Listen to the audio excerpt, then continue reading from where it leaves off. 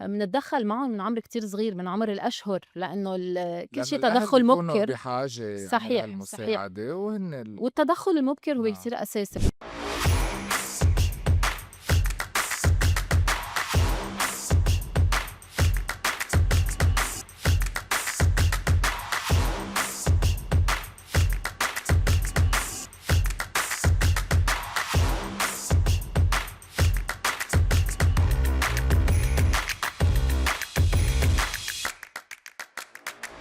الخطوة الأولى سوا وبعدين أكيد أقوى. زافين أونلاين ضيوفي بالشبكة اليوم رئيسة البرامج بجمعية فيستا للتربية المختصة جولييت تحدح، ومسؤولة المنح بإكسبرتيز فرانس فريق شبكة علا حسن. رح أعرفكم بهالحلقة عن جمعية ناشطة بمجال التربية المختصة بالشمال.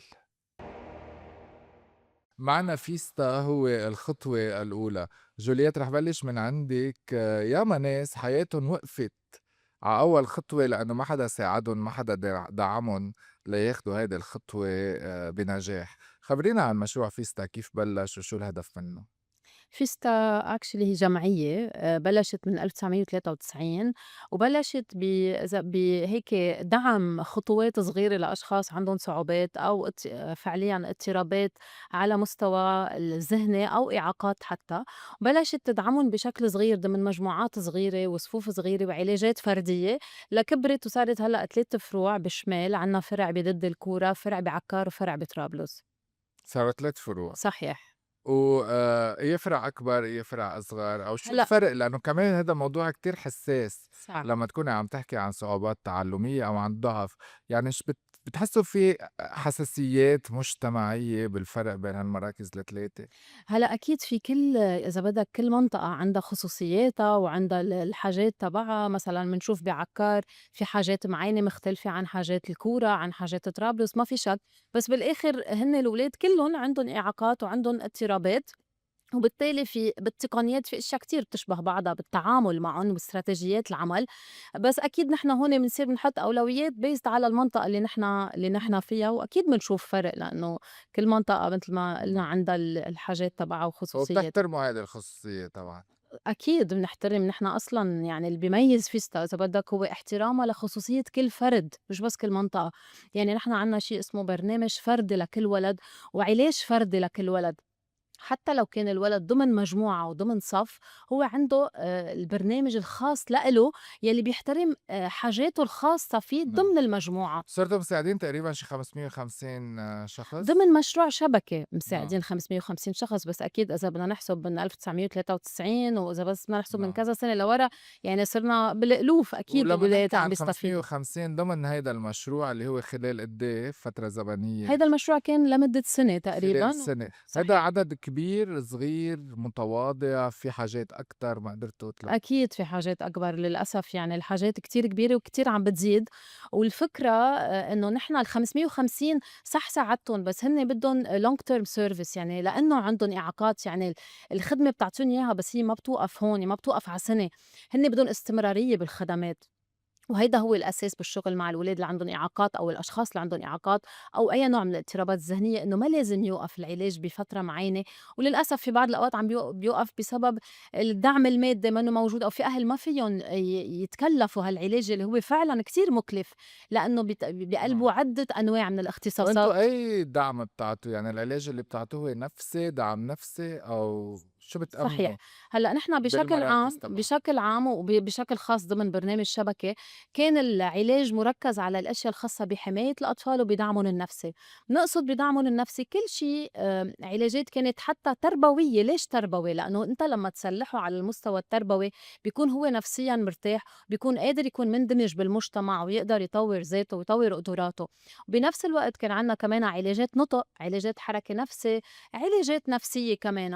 هول كلّن هن بيتكاملوا مع بعضُن، بيساعدوه تيكون شخص قادر يكوّن مهاراته بالمجتمع، ويقدر فعلًا يكون عم يندمج إن كان بمدرسة يعني mainstream school أو مدرسة عادية مش مدرسة متخصصة لأولاد اللي عندهم إعاقات، أو بعدين بسوق العمل أو بأي نوع من وقد إيه بيكون أعمارهم بشكل عام. عادةً هلأ الولاد؟ نحن الأعمار بناخُد من أعمار كتير صغيرة، ببرنامج شبكة بالذات كنّا بين تقريبًا 3 سنين و18 سنة، وحتّى استهدفنا أشخاص بأعمار أكبر بس ضمن برنامج تاني اسمه برنامج الدعم النفسي. سوري activité تانية يعني نشاط تاني ضمن هيدا المشروع كان اسمه دعم نفسي بس هيدا صار ضمن مجموعات. بس نحن بشكل خاص بفيستا كمان منتدخّل معُن من عمر كتير صغير من عمر الأشهر لإنه كل لأنه شي الأهل تدخُّل بيكونوا مُبكر. بحاجة يعني صحيح، صحيح. لهالمساعدة وهن والتدخُّل المُبكر هو نعم. كتير أساسي، والكشف المُبكر هو شي كتير أساسي، مشان هيك التوعية كتير مهمة، لإنه بس تكتشف الحالات من عمر صغير والإعاقات من عمر صغير وتتدخّل بعمر صغير، التطوّر بيصير كتير أحسن. نعم. وجولييت بتعمل فرق إيه بحياتهم؟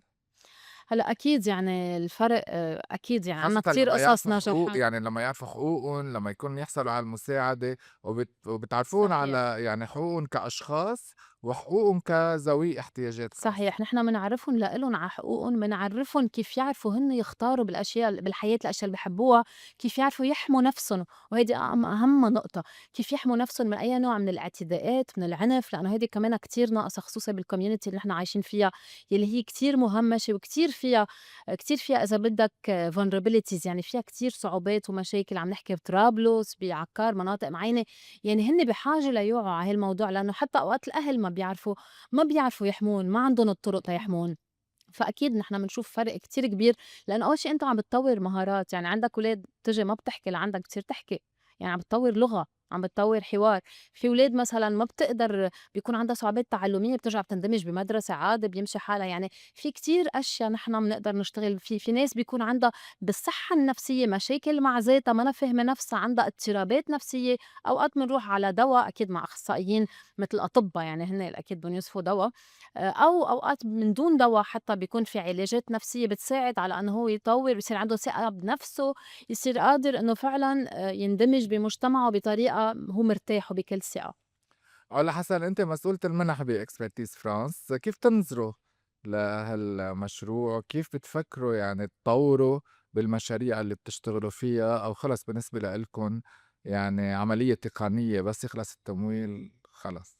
آآ لأ أحكي عن فيستا، فيستا كان المشروع له علاقة بالصحة العقلية، وهو كان واحد من أقل المشاريع اللي عم تتوجه على الصحة العقلية بشكل شوي مختص، يعني وقتها حكيت عن speech therapy أو psychomotor اللي هي أشياء ما شفناها بكل المشاريع بشبكة.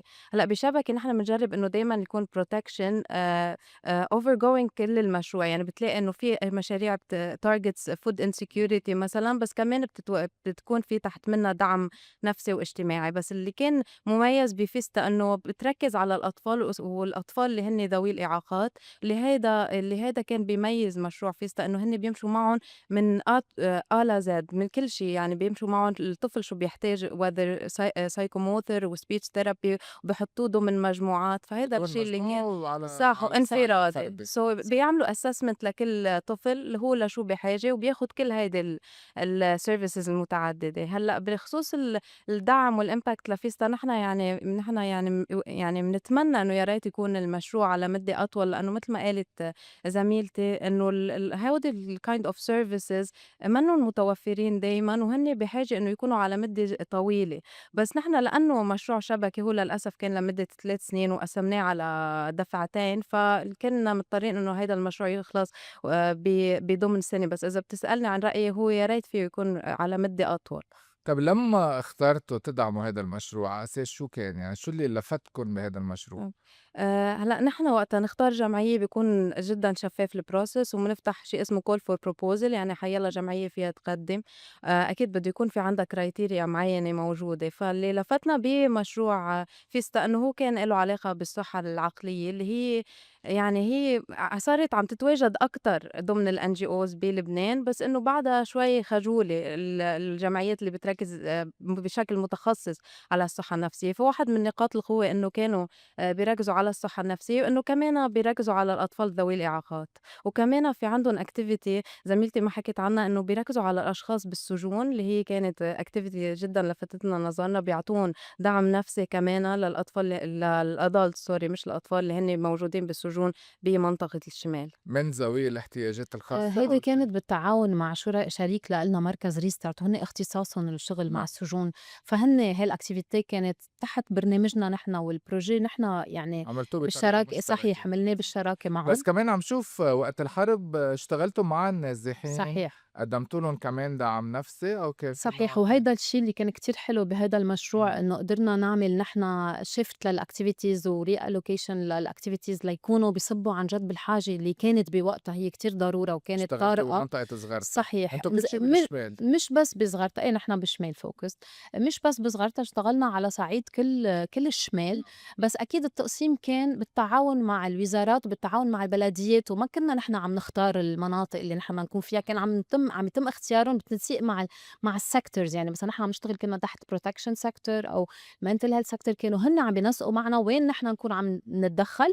وصحيح إنه اشتغلنا مع الولاد PSS activities recreational activities، ويلّي عندهم disabilities mainly كنّا حتى عم نتدخّل معُن بتدخُّل يعني بعلاجات أو نُطق أو تربوية أو يلّي هن عايزينها. يعني بين الإعاقات الجسدية، بين الدعم النفسي للأشخاص إذا كانوا يعني من ذوي الإعاقات أو محيطٌ، صحيح. لوقت إدارة الأزمة يعني كمان كل الحاجات اللي كانت صحيح. موجودة. يعطيكم ألف عافية، thank you so وإن much. شاء الله يعني باتمنى هيك ترجعوا تلاقوا شي طريقة للتعاون. الهَم التمويل هَم مستمر. إيه؟ أكيد هلأ نحن متل ما إنّك عم تسمع أكيد كتير عم بينشغل على تمكين الجمعيات أو حتى المنظمات أو حتى كل شي خاصّه بالدولة، يعني يرجع تتمكّن الوزارات من إنه هي تقدر تساعد. وهون كمان إذا بتسمح لي بس أقول شغلة عن الconvention وهيدي كتير مهمة.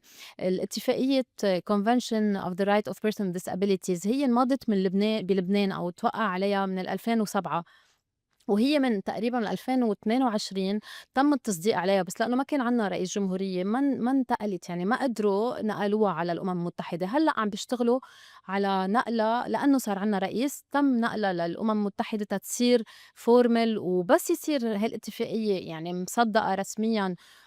بهيدا الشي باعتقد بيساعد كتير أشياء بموضوع الدمج وبيقرّبنا خطوة لقدّام. نعم، شكرًا لإلكم، ميرسي. يعطيكم ألف عافية. Thank you. Thank you. Thank you.